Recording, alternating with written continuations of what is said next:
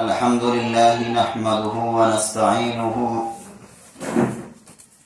ونستغفره ونعوذ بالله من شرور أنفسنا ومن سيئات أعمالنا من يهده الله فلا مضل له ومن يضلله فلا هادي له ونشهد أن لا إله إلا الله وحده لا شريك له ونشهد أن سيدنا ومولانا محمدا عبده ورسوله صلی اللہ علیہ وعلى آلہ واصحابہ وبارک وسلم۔ تمام تعریفیں اللہ رب العزت کی اور درود و سلام جناب محمد رسول اللہ صلی اللہ علیہ وسلم پر۔ سورہ بقرہ آدھے سے زائد ہم لوگ پڑھ چکے ہیں، اور سورہ بقرہ قرآن کریم کی عظیم ترین سورتوں میں سے ایک ہے۔ اس میں بہت سارے احکامات آئے ہیں، پچھلے امت کے واقعات بھی گزر چکا ہے، اور تقریباً پچھلے ہفتہ تک آیت نمبر 218 تک ہم لوگ پڑھ چکے تھے۔ آج 219 سے شروع کرنا ہے۔ آپ کے ہاتھوں میں پارا ہوگا تو کھول لیجئے گا۔ آج پڑھنا ہے یسألونک عن الخمر والمیسر سے۔ کیا فرمایا اللہ رب العزت نے؟ یسألونک عن الخمر والمیسر۔ ہم نے بتلایا تھا کہ قرآن مجید میں ٹوٹل 17 جگہ پر ایسا مقام آیا ہے جس میں آپ صلی اللہ علیہ وسلم کے سوال کا تذکرہ ہے کہ لوگ آپ سے سوال کرتے ہیں۔ 17 جگہ قرآن میں آیا ہے، اور 7 جگہ اسی صورت میں ہے۔ 2-3 جگہ تو شاید گزر بھی چکا۔ کیا آیا تھا پہلے جو گزر گیا؟ آپ سے لوگ سوال کرتے ہیں چاند کے متعلق، اسی طرح لوگ سوال کرتے ہیں، اور بھی 1-2 گزر چکا۔ تو یہاں پر جو آیا ہے یسألونک عن الخمر والمیسر، آپ صلی اللہ علیہ وسلم سے سوال ہوتا تھا شراب اور جوئے کے بارے میں۔ تو اسی کو قرآن نے کہا آپ سے لوگ پوچھتے ہیں حکم شراب اور جوئے کا۔ خمر کہتے ہیں شراب کو۔ اسلام سے پہلے عرب کی یہ حالت تھی کہ ہر گھر میں شراب پی جاتی تھی، اور بڑا وہ لوگ فخر کیا کرتے تھے کہ ہمارے یہاں اتنی پرانی شراب ہے، 100 سال 150 سال 200 سال تک پرانی شراب ان کے ہاں رکھا ہوا ہوتا تھا، اور جس کے ہاں جتنی زیادہ پرانی شراب رکھا ہوا پایا جائے وہ آدمی بہت معزز سمجھا جاتا تھا، اور بڑا مہمان نواز سمجھا جاتا تھا کہ وہ بہت مہمان نوازی کرتا ہے۔ ہر گھر میں شراب پی جاتی تھی۔ تو مکی دور میں شراب کی حرمت نہیں آئی، مدنی دور میں شراب کی حرمت آئی ہے، وہ بھی 3 درجے پر۔ پہلا حکم یہاں پر آیا ہے، اس کے بعد دوسرا حکم سورہ نساء کے اندر آیا ہے، اور تیسرا حکم سورہ مائدہ میں فائنل اسٹیٹمنٹ جس کو کہہ سکتے ہیں آپ۔ شراب ہم نے بتلایا ہر گھر میں پی جاتی تھی، اور شراب پینا عرب کے معاشرے میں معیوب نہیں سمجھا جاتا تھا، یہاں تک کہ صحابہ اور حضور جب مدینہ آ گئے تب بھی یہ عالم تھا کہ مدینہ کے ہر گھر میں شراب پی جاتی تھی، بنایا جاتا تھا، نچوڑا جاتا تھا، وغیرہ وغیرہ۔ تو پہلا حکم کیا آیا جو یہاں پر سورہ بقرہ میں ہے؟ کیا ہے؟ لوگ پہلے تو اسی سوال کو بتلایا اللہ نے، یسألونک عن الخمر والمیسر، کہ لوگ آپ سے پوچھتے ہیں سوال کرتے ہیں شراب اور جوئے کے بارے میں۔ قل فیہما اثم کبیر ومنافع للناس، آپ کہہ دیجئے دونوں میں بڑا گناہ ہے، البتہ لوگوں کے لیے کچھ فائدہ مند چیزیں بھی ہیں۔ کیا کہا؟ ایک بیگ دیکھیے حکمت، وہاں ہر گھر میں شراب عام طور پر پی جاتی تھی، ایک بیگ بالکل حرام نہیں کیا، بلکہ دھیرے دھیرے حرام کے قریب لایا. یہاں پر صرف اشارہ کر دیا کہ اس میں بہت بڑی گناہ کی باتیں ہیں. البتہ کچھ فائدہ ہے لیکن گناہ زیادہ ہے. وَإِسْمُهُمَا أَكْبَرُ مِن نَفْعِهِمَا, اور ان کا گناہ بہت بڑا ہے ان کے فائدے سے. تو پہلے سمجھاتے ہیں ہم نے بتلایا شراب وہاں پر عام پی جاتی تھی, ہر گھر میں بنایا جاتا تھا, پیا جاتا تھا, یعنی شراب پینے کو کوئی معیوب نہیں سمجھتا تھا. تو پہلا جو حکم آیا شراب کی حرمت کے بارے میں یہاں پر سورہ بقرہ میں کیا آیا ہے؟ اے نبی, آپ سے یہ لوگ شراب اور جوئے کے بارے میں پوچھتے ہیں, آپ ان کو بتلا دیجئے کہ ان میں بہت بڑی گناہ کی باتیں ہیں. البتہ کچھ فائدہ بھی ہے لیکن فائدہ کم ہے اور گناہ زیادہ بڑا ہے. بس اتنا ہی حکم آیا ہے. یہاں پر حرمت نہیں آئی ہے شراب کی, صرف اشارہ کر دیا کہ اچھا نہیں. اس کے بعد دوسرا حکم کب آیا؟ سورہ نساء میں. سورہ نساء کون ہے؟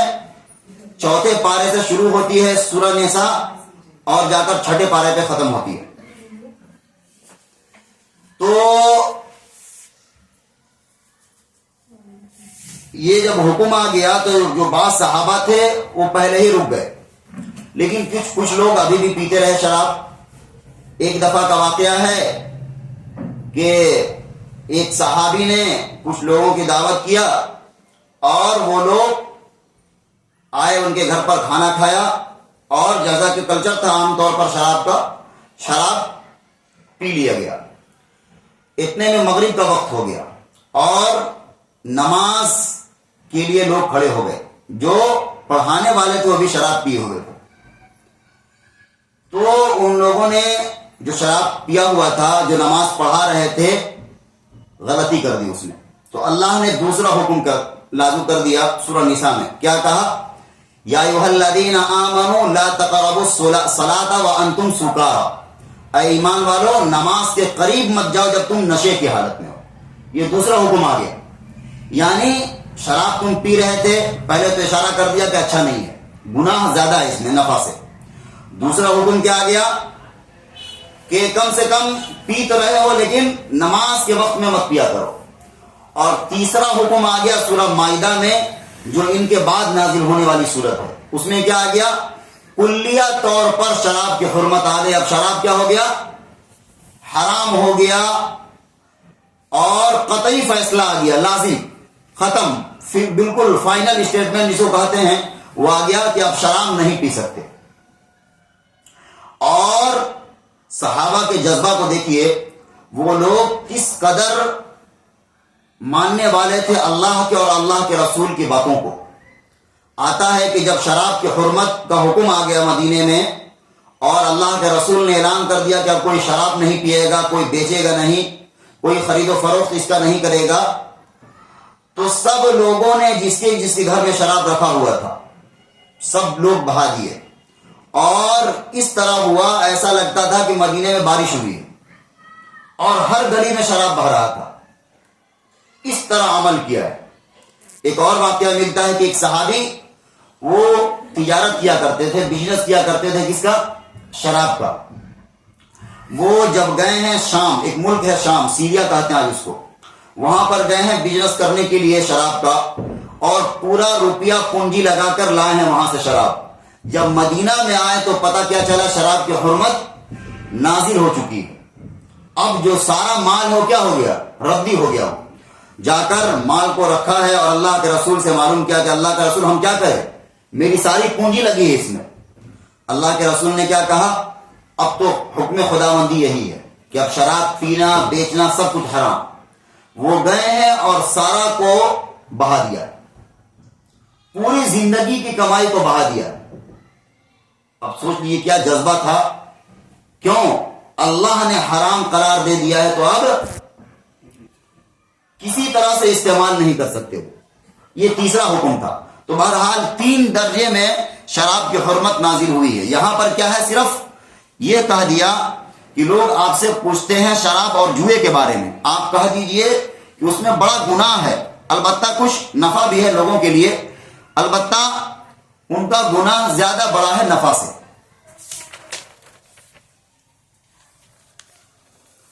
یہ حکم آ گیا۔ دوسرا، پھر لوگ سوال کرتے تھے آپ سے اللہ کے راستے میں خرچ کرنے کے متعلق، اس کو کہا وَيَسْأَلُونَكَ مَاذَا يُنْفِقُونَ، اور لوگ آپ سے پوچھتے ہیں کیا خرچ کریں۔ اصل میں بار بار قرآن میں آیا ہے اللہ کے راستے میں خرچ کرو، اللہ کے راستے میں خرچ کرو، تو یہاں پر مقدار معلوم کر لیا لوگوں نے آپ سے کہ کتنا خرچ کرے، کیا خرچ کرے۔ البتہ خرچ کرنے کے، اللہ کے راستے میں خرچ کرنے کی بڑی فضیلت ہے، بڑی فضیلت قرآن میں 12 آیا ہے، جگہ جگہ آیا۔ ابھی سورہ بقرہ میں 3 پارہ میں آئے گا، کیا فرمایا اللہ نے؟ مثل الذین ينفقون اموالهم فی سبیل اللہ کمثل حبۃ انبتت 7 سنابل، جو لوگ اللہ کے راستے میں کیا کرتے ہیں، مال خرچ کرتے ہیں، ان کی مثال کیسی ہے؟ ان کی مثال ایسی ہے جیسے ایک دانہ زمین میں ڈالا، اس سے 7 بالیاں نکلی اور ہر بالی میں 100 دانے، ایک کا کتنا ہو گیا؟ 700۔ تو اللہ نے کیا کہا؟ اگر کوئی اللہ کے راستے میں خرچ کرے گا تو اللہ تعالیٰ کیا کرے گا؟ ایک کے مقابلے میں اس کو آخرت میں 700 ملے گا، اور اس سے بھی زیادہ ملے گا اگر جس کی نیت اچھی ہوگی۔ تو اسی طرح 27واں پارہ میں آیا کہ جو لوگ اللہ کے راستے میں مال خرچ کریں گے ان کی مثال ایسی ہے جیسے انہوں نے اللہ کو قرض دیا ہو۔ یہ اللہ نے قرآن نازل کیا کہ جو لوگ اللہ کے راستے میں مال خرچ کریں گے ان کی مثال کیسی ہے؟ ان کی مثال ایسی ہے جیسے ان لوگوں نے اللہ کو قرض دیا۔ اگر کوئی اللہ کو قرض دیا تو کیا اللہ واپس نہیں کرے گا؟ ضرور بھی ضرور آخرت میں اس کو اس کا اجر ملے گا۔ جب یہ آیت نازل ہوئی تو ایک صحابی ہیں، ان کا نام ہے ابو طلحہ۔ کیا نام ہے؟ ابو طلحہ۔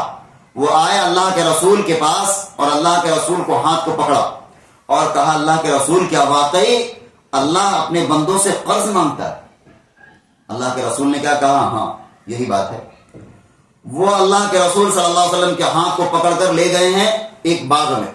ان کا ایک باغ تھا اور 700 کھجور کے درخت لگے ہوئے تھے اس باغ میں، بہت بڑی وہ سمپتی تھی، سمجھ لیجیے ان کا بہت بڑا ان کا جو بھی تھا باغ تھا، 700 کھجور کے پیڑ لگے ہوئے تھے۔ اور اللہ کے رسول کو کیا کہا ہاتھ پکڑا کر؟ اللہ کے رسول آپ گواہ رہیے، اس باغ کو ہم نے اللہ کے راستے میں دے دیا، اللہ کے راستے میں دے دیا، گویا اللہ کو قرض دے دیا۔ اور جلدی سے گئے ہیں اس باغ، ان کے اندر ان کی بیوی بھی رہا کرتی تھی، ان کے بچے بھی رہا کرتے تھے، اور جلدی سے گئے ہیں وہ صحابی، ابو طلحہ نام تھا، اور اپنی بیوی سے کیا کہا؟ اے ام طلحہ نکل جاؤ یہاں سے، اس باغ کو ہم نے اللہ کو دے دیا، اس باغ کو ہم نے اللہ کو دے دیا۔ اب بیوی بھی بیچاری بہت نیک، بہت نیک۔ آج کی بیوی ہوگی تو کیا کہے گی؟ آپ کا دماغ پاگل ہو گیا ہے، دماغ خراب ہو گیا ہے، اتنا آپ نے خرچ کر دیا اللہ کے راستے میں، دماغ صحیح نہیں ہے، اور پتہ نہیں کیا کیا وائلہ مچائے گی۔ لیکن بیوی بھی بڑی نیک تھی، کیا کہی؟ واہ ابو طلحہ، آپ نے بہت اچھا تجارت کیا، آپ نے بہت اچھا بزنس کیا، گویا اللہ سے ڈیل کیا آپ نے، اس باغ کے بدلے آپ نے جنت خرید لیا۔ اور بیوی بڑی خوش، اور ان کو مبارکباد دیتے رہے، واہ ابو طلحہ شاباش، آپ نے بہت اچھا کیا۔ تو اس طرح خواتین بھی ہوا کرتی تھی۔ تو خرچ کرنے کے مقدار یہاں پر معلوم کیا اللہ کے رسول سے کہ اللہ کے رسول کتنا خرچ کریں، کیا خرچ کریں۔ وہی کہا وَيَسْأَلُونَكَ مَاذَا يُنْفِقُونَ، اور لوگ آپ سے پوچھتے ہیں کیا خرچ کریں، کتنا خرچ کریں۔ قُلِ الْعَفْوُ، آپ کہہ دیجئے جو بچے اپنے خرچ سے، كَذَلِكَ يُبَيِّنُ اللَّهُ لَكُمُ الْآيَاتِ لَعَلَّكُمْ تَتَفَكَّرُونَ۔ کیا کہا؟ پہلے تو سوال تھا کتنا خرچ کریں، کیا خرچ کریں، تو کیا کہہ رہا ہے جواب؟ جو بھی تمہارے خرچ سے زائد ہو وہ اللہ کے راستے میں کیا کر دو؟ خرچ کر دو۔ دیکھیے زبردستی صرف زکوٰۃ ہے، مثال کے طور پر جس کے اوپر زکوٰۃ واجب ہو گئی اس پر دینا کیا ہے؟ ضروری ہے۔ اگر وہ نہیں دے گا تو جو مسلمانوں کا بادشاہ ہوگا اس کے خلاف ایکشن لے گا۔ وہ صرف زکوٰۃ کیا کہے 2.5% وصولا جائے گا، باقی اس کی مرضی کے اوپر چھوڑ دیا اللہ نے۔ اس کی مرضی کے اوپر زبردستی نہیں ہے. ہاں جس کا ایمان بہت مضبوط ہوگا، اس کو یقین ہوگا کہ ہم جو خرچ کر رہے ہیں دنیا میں وہ ہمیں ایک نہ ایک روز اللہ کے ہاں ملے گا، تو ظاہر سی بات ہے وہ زیادہ خرچ کرے گا. تو وہی کہا قل العفو، جو تمہارے خرچ سے زیادہ ہے. دیکھیے اس میں بھی ایک بات ہے، حکمت ہے. یہ نہیں کہا کہ اپنے بال بچوں کے حق کو مارو اور اللہ کے راستے میں خرچ کرو، نہیں، بلکہ ان کے اوپر پہلے خرچ کرو. تمام خرچوں کے بعد اگر بچ جائے تب اللہ کے راستے میں دو.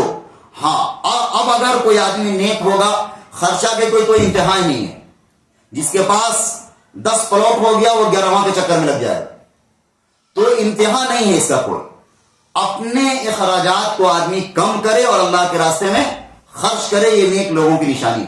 ورنہ اپنی ضرورت، کہا گیا کہ انسان کی جو ہوس ہے اور ضرورت ہے اس کو کبھی پورا نہیں، اس کو قبر کی مٹی ہی بھر سکتی ہے. عام آدمی سے زیادہ ہوس کا شکار ہوتا ہے کون؟ ایک بادشاہ. اس کے پاس ایک ملک ہے، وہ چاہتا ہے کہ 2 ملک میرے پاس اور آ جائے. اسی طرح کسی کے پاس 4 گاڑی ہے، اب وہ چاہتا ہے کہ 2 گاڑی اور آ جائے. تو یہ خواہش کی کوئی انتہا نہیں ہے. اپنی ضرورت کو کم کرے اور اللہ کے راستے میں خرچ کرنا، یہ صحابہ کرام کا کیا تھا؟ عمل تھا، اور یہ نیک لوگوں کی نشانی ہے. بہرحال زبردستی وصولہ نہیں جائے گا. ہاں جس کی مرضی ہوگی، کیا کہا؟ تم اللہ کے راستے میں اپنی ضرورت سے زیادہ سامان کو دے دو. آگے کہا کذالک یبین اللہ لکم الآیات لعلکم تتفکرون.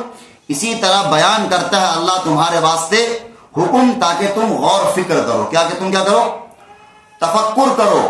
اللہ اپنی آیات کو تمہارے سامنے بیان کر رہا ہے تاکہ تم فکر کرو، فی الدنیا والآخرہ، دنیا میں بھی اور آخرت میں بھی.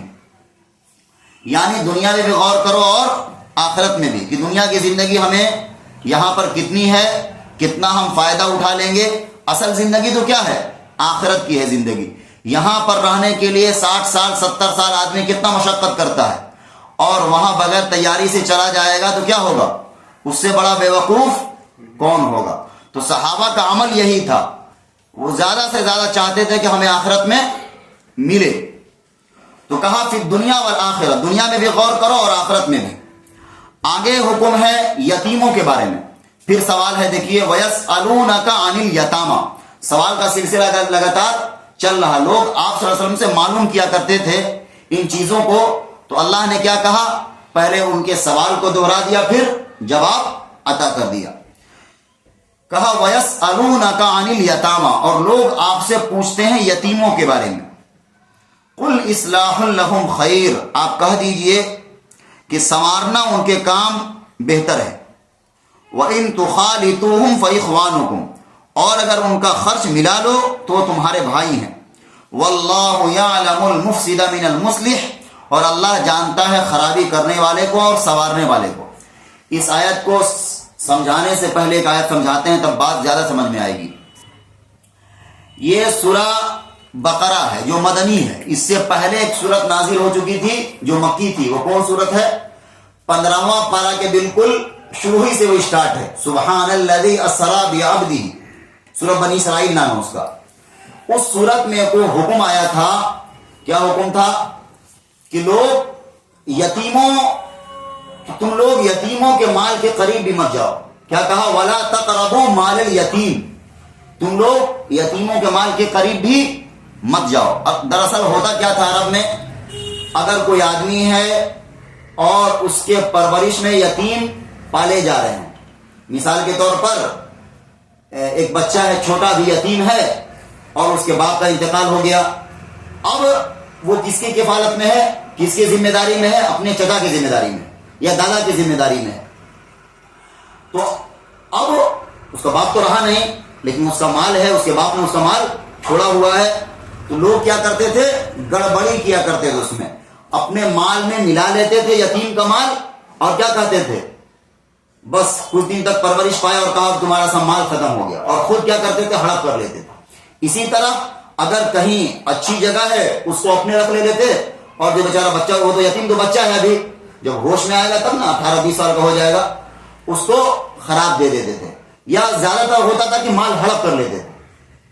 تو وہی اللہ نے حکم دیا تھا پہلے کہ تم لوگ یتیموں کے مال کے قریب بھی مت جاؤ. اب جب یہ حکم آ گیا تو صحابہ تو ہر بات پر عمل کرنے میں بہت آگے تھے.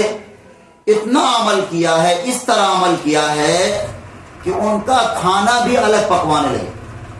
کھانا بھی ایک گھر میں پک رہا ہے, ایک بچہ ہے, اب اس کو الگ پکانے مشقت ہے کہ نہیں مشقت ہے؟ اس کی الگ ہانڈی ہے, اس کا الگ خرچہ ہے, سب کچھ. اب ایک جگہ آدمی 10 ہے, ایک یتیم ہے ان کے گھر میں پالا جا رہا ہے, اس کا الگ کھانا بن رہا ہے, تو مشقت ہے کہ نہیں مشقت ہے؟ بہت مشقت ہے. یتیم کھایا اور جو بچ گیا اس کو کھا بھی نہیں سکتے تھے, کیونکہ حکم کیا تھا, جو یتیم کا مال کھائے گا وہ کیا ڈالے گا, اپنے پیٹ میں انگارہ کو ڈالے گا, یہ حکم تھا.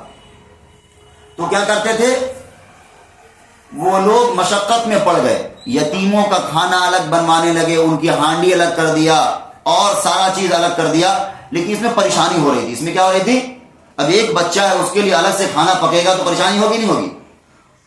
تو لوگ آپ سے سوال کیے, وَيَسْأَلُونَكَ عَنِ الْيَتَامَى, یتیموں کے بارے میں وہی سوال جو پریشانی ہو رہی تھی. پہلے حکم کیا آیا تھا, یتیموں کے مال کے قریب مت جاؤ. جب یہ حکم آ گیا تو صحابہ کیا عمل کرنے لگے, ہر چیز الگ کر دیا, اس کا کھانا پینا پکنا بھی الگ کر دیا کہ تمہارا الگ پکے گا, تم کھاؤ وغیرہ وغیرہ. لیکن پریشانی ہو رہی تھی تو صحابہ نے سوال کیا کیا کرے, تو اسی سوال کو یہاں پر جواب دیا ہے. کیا کہا, وَإِن قُلْ إِصْلَاحٌ لَهُمْ خَيْرٌ, آپ کہہ دیجئے یتیموں کے بارے میں حکم یہ ہے کہ ان کے کام کو کیا کرنا ہے, سنوارنا ہے, بہتر بنانا ہے, اور ان کا خرچ ملا لو تو وہ تمہارے بھائی ہیں. یعنی یہ مقصد نہیں ہے کہ ان کا ہر چیز الگ کر دو, بلکہ اگر ان کو ملا کر کھلاؤ, تم ایک ہانڈی میں پکا کر کھلاؤ, تمہارے بھائی ہیں. واللہ یعلم المفسد من المصلح, اور اللہ جانتا ہے خرابی کرنے والے کو اور اچھائی کرنے والے کو. یعنی اگر جس کے نیت میں خرابی ہوگی تو ہانڈی الگ کر کے بھی وہ کیا کر لے گا, گڑبڑی کر دے گا, اور جس کے نیت میں خرابی کرنا نہیں ہوگا وہ تو ساتھ میں رہ کر بھی اس کا مال کو ہڑپ نہیں کرے گا. یہ مقصد ہے. تو بات سمجھ میں آ گئی ہوگی. پیچیدہ ہلکا مسئلہ ہے, اس لیے ہم نے 2 یا 3 دفعہ کر کے بتا دیا اس کو. بہرحال ابھی بھی غور کرنے کی بات ہے, یتیم کا مال ہڑپ کرنا کیا ہے, بہت بری بات ہے. یہاں تک کہا اللہ کے رسول نے, جو یتیم کا مال ہڑپ کر رہا ہے اپنے پیٹ میں کیا ڈال رہا ہے, انگارہ ڈال رہا ہے. اگر کوئی اس کا نہیں ہے, گاؤں دیہات میں ہوتا ہے ابھی بھی اکثر, کوئی اس کا نہیں ہے, بیچارہ چھوٹا ہے, اس کا ابا کا انتقال ہو گیا پہلے, اس کے باپ نے زمین چھوڑی یا کوئی اور چھوڑا, طاقت والے کیا کر لیے, قبضہ کر لیے, یا اگر بڑھیا جگہ ہے تو اپنے رکھ لیے, اس کو کیا دے دیا, پیچھے لے لیا, فرنٹ اپنا رکھ لیا, اچھا چن کے اس کو پیچھے ڈال دیا. تو اللہ سے ڈرنا چاہیے. آگے کہا وَلَوْ شَاءَ اللَّهُ لَأَعْنَتَكُمْ, اور اگر اللہ چاہتا تو تم پر مشقت ڈال دیتا. یعنی اللہ کا مقصد مشقت ڈالنا نہیں ہے, بلکہ وہ تو آسانی چاہتا ہے, اگر چاہتا تم کو مشقت میں ڈالے رکھا. ان اللہ عزیز حکیم, اور اللہ زبردست ہے اور حکمت والا ہے.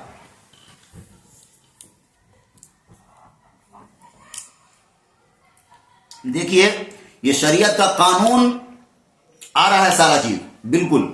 پہلے حکم کیا آیا, شراب اور جوا کے بارے میں, اس کے بعد دوسرا حکم آیا کتنا خرچ کرے, تیسرا حکم آیا یتیم کے بارے میں. یہ بالکل شریعت کا قانون اور اللہ کا قانون بیان ہو رہا ہے. جہاں اسلامی حکومت ہوگی, جہاں اسلامی لا ہوگا, یہ سارا چیز کیا ہوگا, وکالت میں پڑھایا جائے گا. جہاں پر اسلام کی حکومت ہوگی وہاں پر کیا ہوگا, یہ سارا چیز عدالت کا مسئلہ ہوگا اور سارا چیز لا کے اندر پڑھایا جائے گا.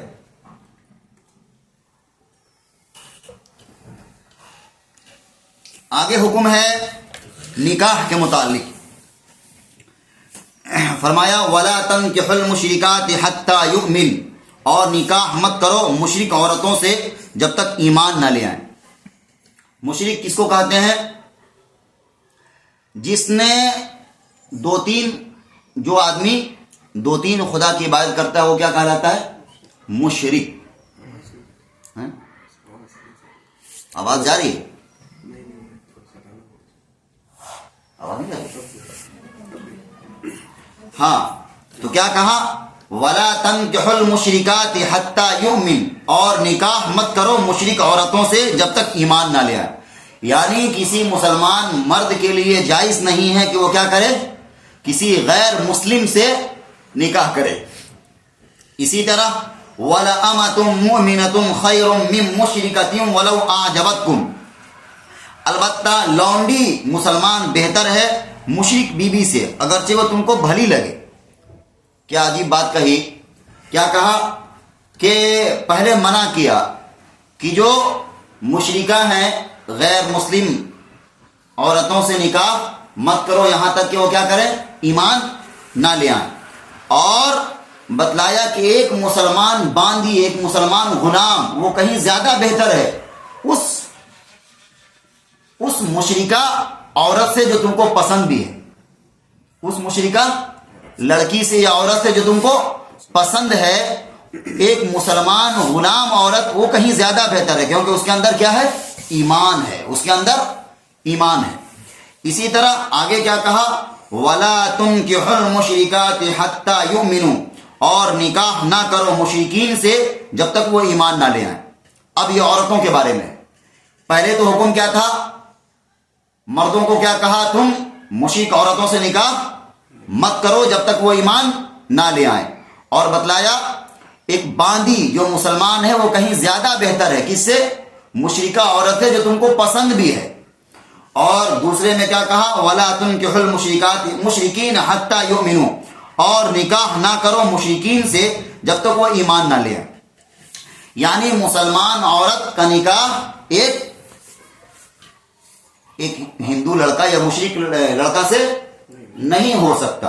یہ بھی مان لیجئے اپنی عورتوں کا نکاح نہ کرو، اپنی بہن کا، بیٹی کا، یا اس طرح. اور اپنی عورتوں کا نکاح مشرک لڑکوں سے نہ کرو.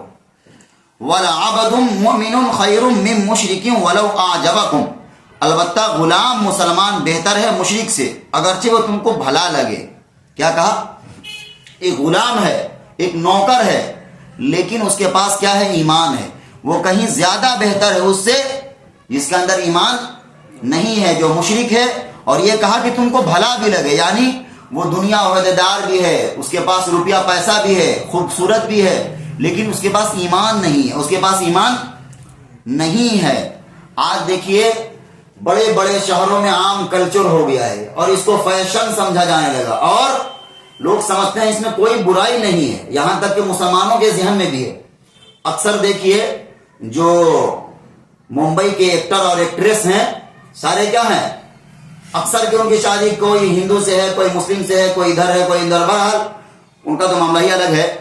لیکن حکم یہی ہے، ایک مسلمان عورت کا نکاح ایک مسلمان مرد سے ہی ہو سکتا ہے. اسی طرح ایک مسلمان مرد کا نکاح ایک عورت مسلمان سے ہی ہو سکتا ہے. ہاں اگر اس کو نکاح کرنا ہے تو پہلے ایمان لانا ہوگا. ہاں ایک مسئلہ اور یہاں پر ہم ذکر کر دیں. اگر کوئی غیر مسلم ہے، شوہر ہے، بیوی ہے، وہ اپنے ریتی رواج سے شادی اس کی ہوئی ہے، اگر دونوں اسلام قبول کر لیتے ہیں تو دونوں کے نکاح کو اسلام کیا کرے گا؟ مانیتا دیتا ہے. دونوں کے نکاح کو پورا نہیں، شادی کو مانتا ہے اسلام. ہاں اگر دونوں غیر مسلم ہیں، ایک نے قبول کر لیا اسلام، ایک نے نہیں کیا، تو اب کیا ہو جائے گا؟ نکاح ختم. اب نکاح کیا ہو جائے گا؟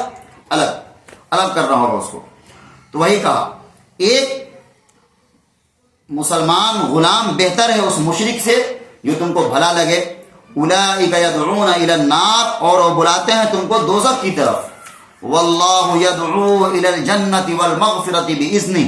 اور اللہ بلاتا ہے جنت کی طرف اور بخشش کی طرف اپنے حکم سے. وَيُبَيِّنُ آيَاتِهِ لِلنَّاسِ لَعَلَّهُمْ يَتَذَكَّرُونَ. اور بتلاتا ہے اپنے حکم لوگوں کو تاکہ وہ نصیحت قبول کرے. کون بتلاتا ہے؟ اللہ. بات سمجھ میں آ گئی ہوگی یہاں تک. پہلا حکم کیا آیا کہ ایک مسلمان عورت سے ہی شادی کرے. اسی طرح ایک مسلمان عورت مسلمان لڑکی کس سے شادی کرے؟ نکاح کرے مسلمان مرد سے. اور کہا اگر تم کو بھلے بھی لگتے ہوں، پسند بھی ہوں، وہ تو ان سے نکاح مت کرو جب تک وہ ایمان نہ لے آئے. اور وہ بلاتے ہیں تم کو آگ کے طرف. کس کی طرف؟ آگ کی طرف. مثال کے طور پر ہم نے پہلے بھی اس کا ذکر کیا ہے، مسلم لڑکیاں جن کے اندر دین کی سمجھ نہیں ہے، اللہ کی محبت نہیں ہے، اور غیروں کا ہاتھ پکڑ کر وہ کیا کرتی ہیں، گھر سے بھاگ جاتی ہیں. اس طرح وہ کہاں ہیں؟ دراصل آگ کو اپنے اوپر دعوت دے رہی ہیں. کتنا زندگی میں فائدہ اٹھا لے گی، اسی کو کہا اللہ نے. وہ بلاتے ہیں کہاں؟ تمہیں آگ کی طرف، اور اللہ بلاتا ہے کس طرف؟ جنت کی طرف اور مغفرت کی طرف. اور آخر میں کہا اللہ اپنی آیات کو تمہارے سامنے کھول کھول کر بیان کر رہا ہے تاکہ تم کیا کرو؟ نصیحت قبول کرو، تاکہ تم اس کے احکام پر غور کرو. آگے بتلایا ہے عورتوں کے خاص مسائل آ رہے ہیں یہاں سے. اب دیکھیے قرآن ہے، قرآن میں اللہ نے باضابطہ فرمایا کہ اللہ حق بات کہنے سے شرماتا نہیں ہے. اللہ حق بات بیان کرنے سے شرماتا نہیں ہے. بہرحال یہ عورتوں کے خاص مسائل ہیں جو حیا کے خلاف ہیں، لیکن اب آئے ہیں تو اس کو بیان کرنا ہی ہے. گویا یوں سمجھیے، اگر ہم کھلے الفاظ میں کہیں تو اپنے، کیونکہ طبیعت میں بھی ذرا سی شرم ہوتی ہے، لیکن اب بات ہے تو اس کو کھول کر بتانا ہوگا، ورنہ اگر اس کو تڑپا دیں یا قرآن کا نعوذ باللہ غلط ترجمہ کر دے تو بہت بری بات ہے. تو بہرحال یہاں سے عورتوں کے خاص مسائل آ رہے ہیں. کیا فرمایا؟ وَيَسْأَلُونَكَ عَنِ الْمَحِيضِ، اور لوگ آپ سے پوچھتے ہیں حیض کے بارے میں. حیض شاید یہ عربی لفظ ہے، آپ نہ سمجھیں. حیض کہتے ہیں عورتوں کا جو مہینہ میں خون آتا ہے، ماہواری بھی کہا جاتا ہے، مہینہ بھی کہا جاتا ہے، مینسس بھی کہا جاتا ہے، اور بھی کئی نام ہیں. تو اسلام سے پہلے کیا تھا؟ اگر عورت اس حال میں ہوتی تھی تو بالکل عورت کو دور کر دیا جاتا تھا. یہودیوں کے ہاں کیا تھا؟ بالکل عورت کو گھر سے باہر نکال دیا جاتا تھا اس حالت میں. اسی طرح اور کچھ لوگوں کے ہاں کیا تھا، اور مذاہب میں وہ لوگ اس کو گندا خون سمجھتے ہی نہیں تھے، بالکل عام نارمل تھا ان کے ہاں. تو جب اسلام آ گیا تو اللہ کے رسول سے اس کے متعلق بار بار پوچھا جا رہا تھا کہ حیض کے متعلق کیا حکم ہے. تو اللہ نے پہلے اسی سوال کو دہرایا اور پھر بتلایا. کیا کہا؟ وَيَسْأَلُونَكَ عَنِ الْمَحِيضِ، اور لوگ آپ سے سوال کرتے ہیں حیض کے بارے میں. قُلْ هُوَ أَذًا، آپ کہہ دیجئے وہ گندگی ہے. اذن کے معنی دو معنی ہوتا ہے، ایک تکلیف کے معنی میں بھی اور ایک گندگی کے معنی میں بھی. تو دونوں ترجمہ کر سکتے ہیں. کیا کہیے؟ قُلْ هُوَ أَذًا، اے نبی آپ کہہ دیجئے وہ ایک تکلیف دہ مسئلہ بھی ہے اور ایک گندی چیز بھی ہے. فَاعْتَزِلُوا النِّسَاءَ فِي الْمَحِيضِ، سو تم الگ رہو عورتوں سے حیض کے وقت. اس کا کیا مطلب؟ الگ رہنے کا دیکھیے قرآن نے بھی اشارہ کیا ہے، کھول کر بیان نہیں کیا. الگ رہنے کا کیا مطلب؟ ایسا مطلب نہیں ہے کہ ان کو الگ کر دو، دور جا کر جنگل میں قید کر دو، یہ نہیں ہے الگ رہنے کا مطلب. بلکہ شوہر اور بیوی کے درمیان جو خاص تعلق قائم ہوتا ہے اس سے منع ہے. حیض کے متعلق، حیض کے حالات میں جب عورت حالت حیض میں ہوگی تب مرد اس سے قریب نہیں ہو سکتا. قریب کا مطلب سمجھ سکتے ہیں آپ. قریب مطلب یہ نہیں ہے کہ اس کے قریب ہو کر کھا پی نہیں سکتا، بلکہ جو ایک خاص رشتہ ہوتا ہے شوہر اور بیوی کے درمیان وہ نہیں اٹھا سکتا، وہ قائم نہیں کر سکتا. یہ ہے مطلب. حدیث میں اس کی وضاحت ملتی ہے. مثال کے طور پر اب بات سامنے آ رہی ہے تو ہمیں کھول کر بیان کرنا ہی ہوگا. حدیث میں کیا تشریح ملتی ہے اس کی؟ جو شرم کی جگہ ہے اس کے علاوہ فائدہ اٹھایا جا سکتا ہے. جو بھی شرمگاہ ہے، پیشاب کا راستہ یا اس طرح، اس کے علاوہ اور بھی ہے حالت حیض میں اس سے فائدہ اٹھایا جا سکتا ہے. مثال کے طور پر بوس کنار وغیرہ یہ اس طرح جائز ہے، وہ ناجائز ہے. جو خاص رشتہ ہوتا ہے وہ قائم نہیں کر سکتے حیض کی حالت میں. اسی کو منع کیا کہ لوگ آپ سے سوال کرتے ہیں حیض کے بارے میں، آپ کہہ دیجئے وہ ایک گندی چیز بھی ہے اور تکلیف کا مسئلہ بھی ہے.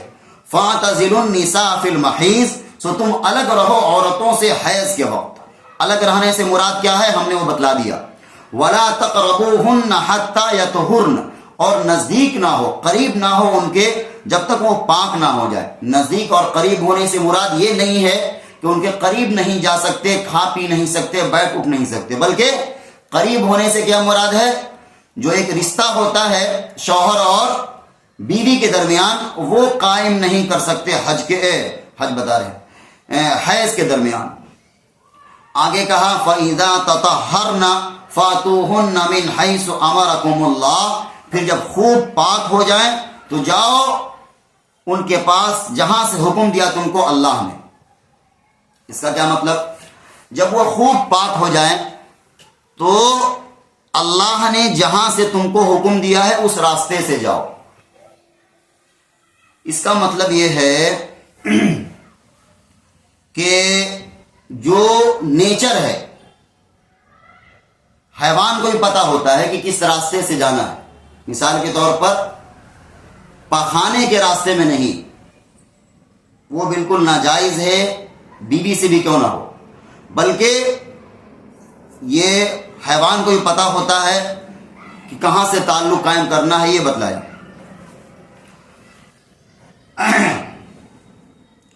آگے فرمایا ان اللہ یحب التوابین ویحب المتطہرین، بے شک اللہ کو پسند آتے ہیں خوب توبہ کرنے والے اور خوب گندگی سے بچنے والے، خوب پاکی حاصل کرنے والے. دیکھیے حیض کا ایسا مسئلہ ہے کہ اس سے بہت سارے مسائل جڑے ہوئے ہیں اور ایک عورت کو اس بارے میں خوب علم ہونا چاہیے. اس سے مسئلہ جڑا ہوا ہے پاکی اور ناپاکی کا بھی، اس سے مسئلہ جڑا ہوا ہے نماز کا بھی، اس سے مسئلہ جڑا ہوا ہے طلاق کا بھی، اس سے مسئلہ جڑا ہوا ہے عدت کا بھی. حیض سے بہت سارے مسائل جڑے ہوئے ہیں. تو بہرحال نماز تو بہت اہم عبادت ہے، بلکہ سب سے اہم عبادت کون ہے؟ نماز ہی ہے اسلام کے اندر. تو حالت حیض میں نماز معاف ہے. صرف ایک ہی صورت ہے جس میں نماز سرے سے معاف ہے، ورنہ کسی اور صورت میں نماز معاف ہے ہی نہیں. یہاں تک کہ ہے کہ اگر کوئی آدمی بیمار ہے، اتنا بیمار ہے کہ اپنا رخ بھی کیا کر سکتا ہے، وہ موڑ کر کعبہ کی طرف نہیں کر سکتا ہے، تو فرمایا جدھر ہو تم ادھر ہی اشارہ سے پڑھ لو، لیکن پڑھ لو. لیکن نماز حیض کی حالت میں معاف ہے. حیض کی حالت میں نماز کیا ہے؟ معاف ہے. تو حیض کے مسائل ایک عورت کو خوب اچھے سے پتہ ہونے چاہیے. حیض کی کم سے کم مدت جو ہے وہ 3 دن ہے. فقہ حنفی کے مطابق کم سے کم کتنا ہے؟ 3 دن، زیادہ سے زیادہ 10 دن. ہاں البتہ بعض عورتوں کی عادت کے مطابق الگ الگ ہوتی ہے عادت. مثال کے طور پر کسی کو 5 دن، کسی کو 7 دن، کسی کو 8-9 دن بھی، کسی کو 4 دن بھی، 5 دن بھی، وغیرہ وغیرہ. تو اگر حیض کی حالت میں تو نماز کیا ہے؟ سرے سے معاف ہے. لیکن مثال کے طور پر ابھی دن میں خون آیا اور مغرب کے وقت ختم ہو گیا، اب اطمینان ہو گیا کہ اب خون نہیں آئے گا، تو اب اس عورت کے ذمے کیا ہے؟ عشاء کی نماز کیا ہو جائے گی؟ ضروری ہو جائے گی. مثال کے طور پر کسی عورت کی عادت ہے 3 دن، 4 دن، 5 دن. اب 5 دن اس کا پورا ہو گیا، اب وہ سوئی ہے، اب اس کو یقین ہو گیا کہ اب خون ہمیں نہیں آئے گا. اب اس کا مطلب یہ نہیں ہوگا کہ صبح فجر کی نماز قضا کر دے گی، بلکہ اس کے ذمے ہے وہ عشاء تک اس کی نماز کیا ہو جائے گی؟ اس کے ذمے سے معاف ہے جب تک اس کا خون کا یہ ہے. ورنہ خون بند ہو گیا تو اگلے وقت کی نماز اس پر کیا ہو جائے گی؟ ضروری ہو جائے گی. ہاں اگر اسی طرح کوئی عورت نماز پڑھ لی ہے لیکن بعد میں اس کو پھر خون آ گیا، ابھی ڈر تھا کہ آئے گا کہ نہیں آئے گا، پھر ذرا سا آ گیا، تو اب جو نماز پڑھی تو نماز ہوگی ہی نہیں، اور جو آنے والی نماز جب تک اس کو خون آئے گا تب تک نماز کیا ہو جائے گی؟ معاف. تو بہرحال کنڈیشن کے اعتبار سے بہت طرح کے اس میں مسائل نکلیں گے، تو ہم نے صرف ایک ایگزامپل کے طور پر آپ کو بتا دیا. اور یہ بات ضروری ہے کہ پتہ ہونی چاہیے، بلکہ کتابیں وغیرہ بھی آپ کو رکھنی چاہیے اس کے متعلق، کیونکہ بہت سارے مسائل حیض سے جڑے ہوئے ہیں. آگے کہا نساؤکم حرث لکم، تمہاری عورتیں تمہاری کھیتیوں کے مانند ہیں. کیا کہا؟ جس طرح کھیتی سے فصل کاٹا جاتا ہے اسی طرح عورت کے ذریعے کیا ہے انسانی آبادی بڑھتی ہے کہ نہیں بڑھتی ہے. تو کہا نساؤکم حرث لکم، تمہاری عورتیں تمہارے لیے کھیتیوں کے مانند ہے. فاتو حرثکم انا شئتم، سو جاؤ اپنی کھیتیوں میں جہاں سے چاہو. اب پھر وہی مسئلہ ہے جو ہم نے بتلا دیا پہلے. آگے کا جو مقام ہے جہاں سے فطرت ہے، جو نیچر ہے، اور ہم نے اشارہ سے بتلایا کہ ہر جاندار کو پتہ ہوتا ہے، ایک جانور کو پتہ ہوتا ہے کہاں سے تعلق قائم کرنا ہے. تو کہا فاتو حرثکم انا شئتم، تم آگے کے راستے میں جہاں سے چاہو جاؤ، مطلب جس طریقے سے چاہو جاؤ اس میں، لیکن آگے ہی کے مقام میں ہونا چاہیے، پخانہ کے راستے میں نہیں، بالکل بہت بڑا حرام اور بہت بڑا گناہ ہے وہ. آگے کہا وقدموا لانفسکم، اور آگے کی تدبیر کرو اپنے واسطے. کیا مطلب؟ آگے کی تدبیر کرو اپنے واسطے یعنی اپنے اولاد کے بارے میں سوچو. اپنی اولاد، ظاہر سی بات ہے نکاح کا مقصد کیا ہوتا ہے؟ اس سے انسانی آبادی بڑھتی ہے. ہر آدمی کو خواہش ہوتی ہے کہ ہم صاحب اولاد ہو جائیں. تو کہا کہ مقصد یہ ہے، ظاہر سی بات ہے. اور اولاد بھی کیا ہوتا ہے؟ بڑھاپے کی لاٹھی ہوتی ہے، بڑھاپے کا سہارا ہوتا ہے اولاد. تو کہا وقدموا لانفسکم، اور آگے کے سامان تیار کرو، مطلب وہی اولاد کے بارے میں. واتقوا اللہ واعلموا انکم ملاقوہ، اور ڈرتے رہو اللہ سے اور جان رکھو کہ تم کو اللہ سے ملنا ہے. وبشر المؤمنین، اور خوشخبری سنا دو ایمان والوں کو. کیا کہا؟ اللہ سے ڈرتے رہو. اگر کسی بھی قانون میں، یہ سارا قانون بیان ہو رہا ہے اسلام کا، اگر اللہ کا ڈر نہیں ہے تو کیا ہو جائے گا؟ قانون بے معنی ہو کر رہ جائے گا. اگر اللہ کا ڈر ختم ہو جائے قانون کی کوئی ویلو نہیں ہے. تو کہا آخر میں واتقوا اللہ، اللہ سے ڈرتے رہو اور جان لو کہ کیا ہے، اللہ سے تم کو ایک دن ملنا ہے. وبشر المؤمنین، اور خوشخبری سنا دیجئے ایمان والوں کو. بات سمجھ میں آ گئی ہوگی؟ آگے بڑھ جاتے ہیں. آگے فرمایا وَلَا تَجْعَلُوا اللَّهَ عُرْضَةً لِأَيْمَانِكُمْ أَن تَبَرُّوا وَتَتَّقُوا وَتُصْلِحُوا بَيْنَ النَّاسِ، اور مت بناؤ اللہ کے نام کو نشانہ اپنی قسمیں کھانے کے لیے، سلوک کرنے سے اور پرہیزگاری سے اور لوگوں میں صلح کرانے سے بچ جاؤ. اس آیت کو یوں سمجھیے، اگر کوئی آدمی قسم کھا لے کہ ہم فلانے نیک کام نہیں کریں گے، فلانے کام نہیں کریں گے، تو اللہ نے کیا کہا؟ اللہ کے نام کو نشانہ مت بناؤ یہ قسمیں کھا کر. مثال کے طور پر صلح کرانے میں، دو آدمی میں لڑائی ہے، دو بھائی میں کیا ہے؟ لڑائی ہے. ایک آدمی تیسرا جا کر صلح کرا رہا کہ بھائی مل جاؤ، اچھی بات ہوتی ہے. اب سچویشن ایسا ہوتا ہے کہ کسی نے زور سے بول دیا جاؤ تم قابل مت بنو، تم یہاں سے جاؤ. اب اس آدمی نے کیا کر لیا؟ قسم کھا لیا کہ ہم تو بھلائی کرنا چاہ رہے تھے، جاؤ اللہ کی قسم اب تمہارے درمیان صلح نہیں کرائیں گے. تو اللہ نے اس سے منع کیا ہے. کیا کہا ہے؟ نیکی کے کام کرنے میں اللہ کا قسم کھا کر رک مت جاؤ، بلکہ قسم کو توڑ دو اور نیکی کا کام آگے کرو. وہی ہے کہ مت بناؤ اللہ کے نام کو نشانہ اپنی قسمیں کھا کر، کہ سلوک کرنے سے اور پرہیزگاری سے اور لوگوں میں صلح کرانے سے بچ جاؤ. واللہ سمیع علیم، اور اللہ سب کچھ سننے والا اور جاننے والا ہے. آگے کہا لا یؤاخذکم اللہ باللغو فی ایمانکم ولکن یؤاخذکم بما کسبت قلوبکم، نہیں پکڑتا تم کو اللہ بےہودہ قسموں پر تمہاری، لیکن پکڑتا ہے تم کو ان قسموں پر جن کا قصد کیا ہے تمہارے دلوں نے. واللہ غفور رحیم، اور اللہ بخشنے والا تحمل کرنے والا ہے. اس آیت کو سمجھنے سے پہلے ایک بات سمجھا دیں آپ کو. عرب کا طریقہ تھا کہ بات بات میں قسم کھاتے تھے. ان کی بات ہی شروع ہوتی تھی کہاں سے؟ واللہ، للہ، اللہ کی قسم، اللہ کی قسم. ہمارے معاشرے میں بھی ہے اس طرح. لوگ کیا کرتے ہیں دیہات وغیرہ میں؟ تمہارے سر کی قسم، ذرا سی بات پر اللہ کی قسم. یہ منع ہے. یہ کیا ہے؟ قسم مت کھایا کرو زیادہ. وہی کہا کہ تمہارے بےہودہ قسموں پر، یعنی وہ قسم جو تم نے بغیر ارادے کے کھا لیا ہے، اللہ اس پر کیا کرے گا؟ پکڑ نہیں کرے گا. ہاں لیکن اگر تم نے جو کام کے لیے جان بوجھ کر قسم کھایا ہے اور اس کو قسم کو کیا کر دیا؟ جھوٹا ثابت کر دیا، جھوٹ بنا دیا، تو اللہ کیا کرے گا؟